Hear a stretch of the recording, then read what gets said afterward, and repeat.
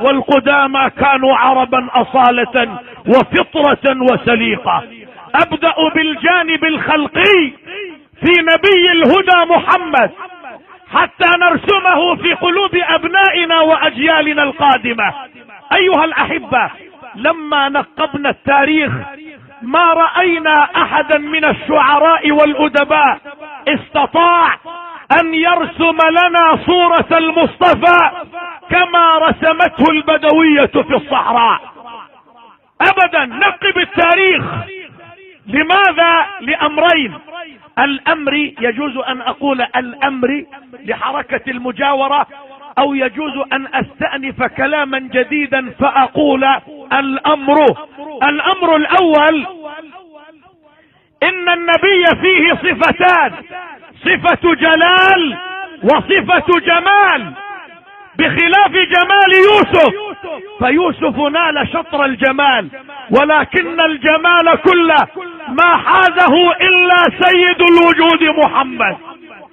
ولذلك افتتنت نساء مصر بيوسف، ولكن نساء العرب لم تفتتن بجمال المصطفى، لأن جمال المصطفى كساه الله بالجلال والجمال والوقار.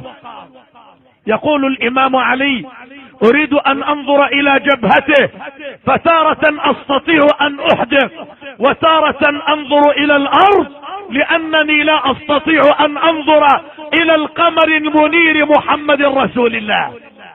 أيها الأحبة، الأمر الثاني: الرجل لا يجيد وصف الرجل.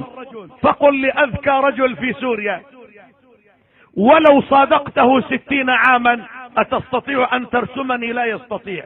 مهما أوتي من الدماسة والألمعية، مهما أوتي من العبقرية والحنكة والحكمة والحصافة والفصاحة، ولكن الأنثى إذا التقيت معها ربع ساعة، إذا كانت حرة وفحلة، إذا كانت حصانا ورزانا، وفارقتها بعد ربع ساعة تصفك من منبت شعرك إلى أخمص قدميك.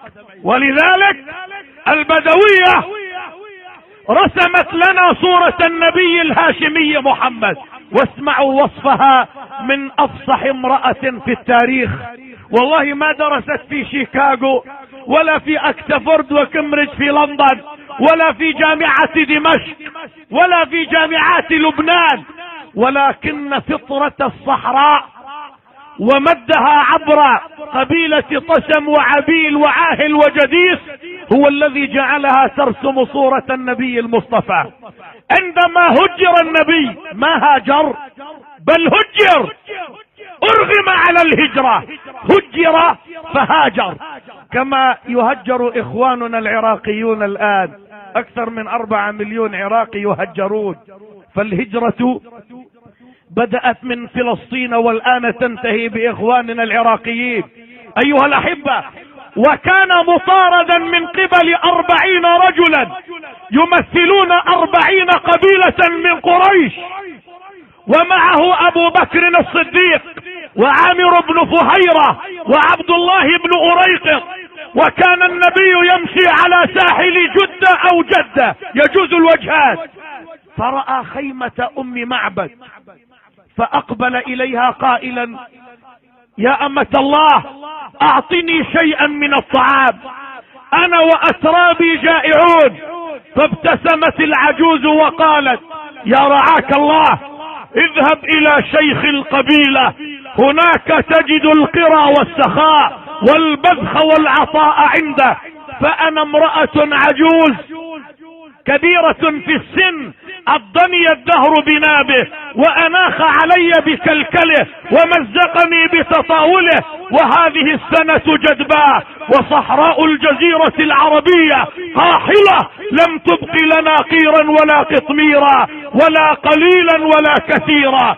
وذهب زوجي أبو معبد إلى الصحراء يسوق أعنزا عجافا لا تبض الواحدة منهن بقطرة من اللبن، وخلف لي هذه الشاة التي لا تحلب قط أبدا.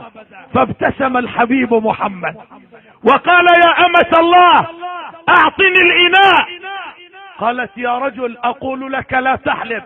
قال اعطني الاناء وكفى.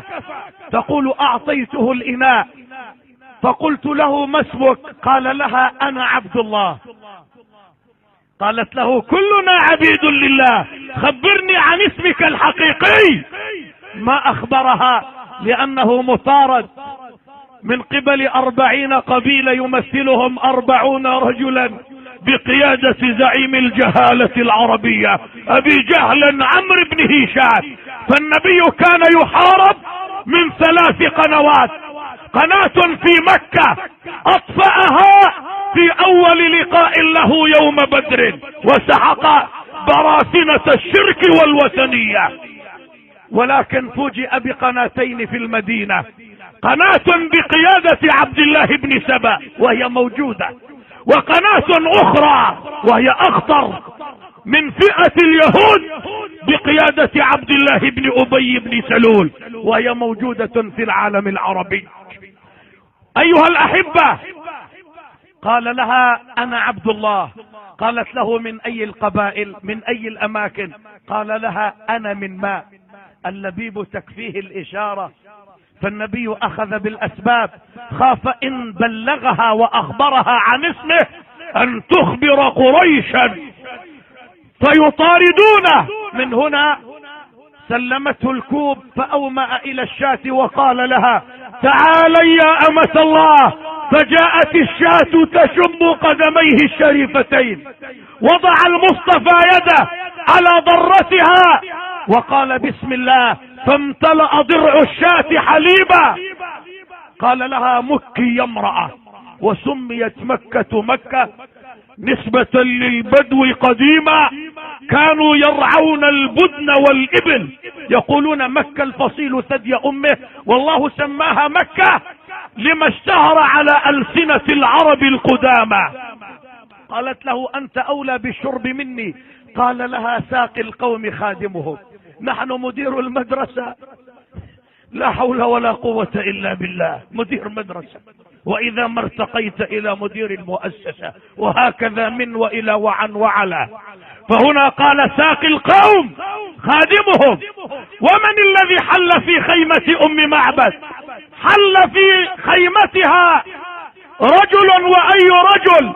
إن القمر الذي يسطع في علياء السماء يستحي أن يباهي نور رسول الله.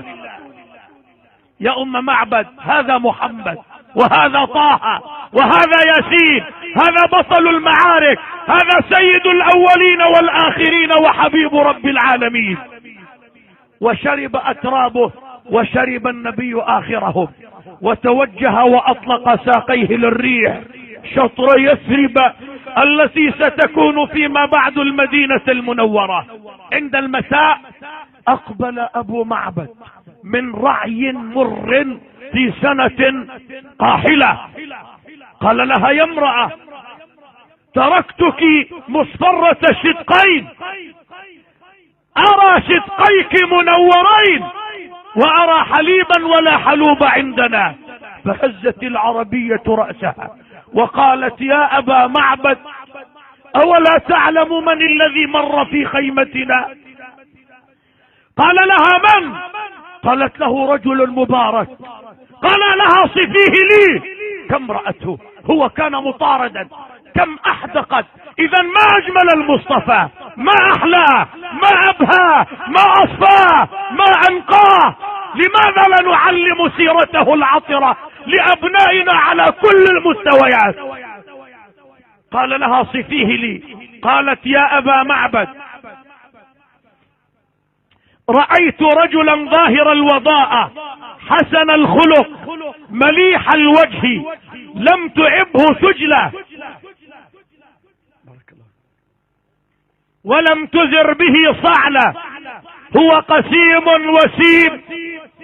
رأيته أزج أقرن أحور أكحل، في عينيه دعج، وفي أشفاره وطف، وفي صوته صحل، وفي عنقه سطع، وفي لحيته كثافة. إذا صمت فعليه الوقار، وإذا تكلم سما وعلاه البهاء. حلو المنطق فصل لا هذر ولا نذر، كأن منطقة خرزات نظم ينحدرن، فهو أبهى الناس وأجمله من بعيد وأحسنه من قريب، ربعة من القوم ليس بالطويل ولا بالقصير، لا تنساه عين من طول ولا تقتحمه عين من قصر، أنظر الثلاثة وجها وأحسنهم قدا، غصن بين غصنين، له رفقاء إذا تكلم استمعوا لكلامه وإذا أمر ابتدروا لأمره، فهو محفود محشود غير عابس ولا مفلت. فهز الرجل الذكي رأسه وقال يا ويلك أو تعلمين من هو؟ قالت ومن هو؟ قال لها هذا محمد، هذا صاحب قريش، هذا محمد. فأصابت العجوز قشعريرة وانتابها البكاء، قالت تعسا لي وترحا، لو علمت أن الذي حل في خيمتي هو محمد لذبحت له هذه الشاة، إن أدركته لأدخلن دينه. سيدي ما أحلاك ما أصفاك، أدركت العربية بسليقتها وفطرتها عظمتك وجمالك دون أن تعرفك. هذا هو الجانب الخلقي. أما الجانب العقلي والخلقي، هذه الكلمة الرابعة في هذا النهار.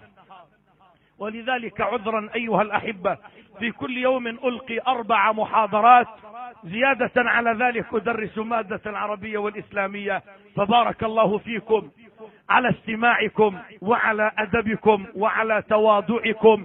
أذنتم لي أن أتحدث في دقيقتين فقط. الآن أعلمكم، سأخرج هوية النبي لكم حتى تعلموها لأبنائكم وبنياتكم، فأبناؤنا مساكين ومدرسونا في الثانويات والجامعات مساكين، أقسم بالله لا يعرفون هذا الذي سأقوله لكم. هوية وثقافة النبي الذي تمتد من عبد الله إلى آدم وبكل فخر، ومن آمنة إلى حواء وبكل فخر. قولوا لأبنائكم هذا محمد، يوم وصفه العربي وقال هذا محمد ابن عبد الله ابن عبد المطلب ابن هاشم ابن عبد مناف ابن قصي ابن حكيم ابن مرة ابن كعب ابن لؤي ابن غالب ابن فهر ابن مالك ابن النضر ابن كنانة ابن خزيمة ابن مدركة ابن إلياس ابن مضر ابن نزار ابن معد ابن عدنان ابن اسماعيل ابن ابراهيم ابن تاريخ ابن شالخ ابن عابرة ابن فالغ ابن ناحورة ابن يعرب ابن قحطان ابن سميدع ابن عادية ابن مضاد ابن عمري ابن ارفخشيد ابن سام ابن نوح ابن ادريس ابن شيث ابن ادم. هذه ثقافتكم، تعلموها وعلموها حتى يعلم الأوروبيون أننا مثقفون، ونحن نصدر الثقافة والحضارة للعالم أجمع.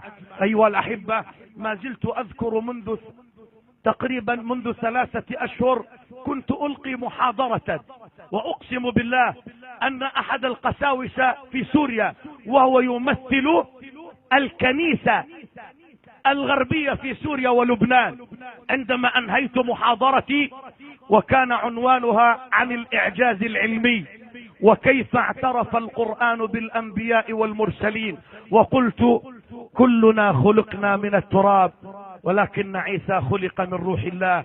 أخذ مكبر الصوت وقال أشهد أن لا إله إلا الله وأشهد أن محمد رسول الله. فالمسلمون أقوياء، ودعاة الأمة ينبغي أن يصوغوا الكلام ويلقوه عسلا ولا يلقوه جبلا.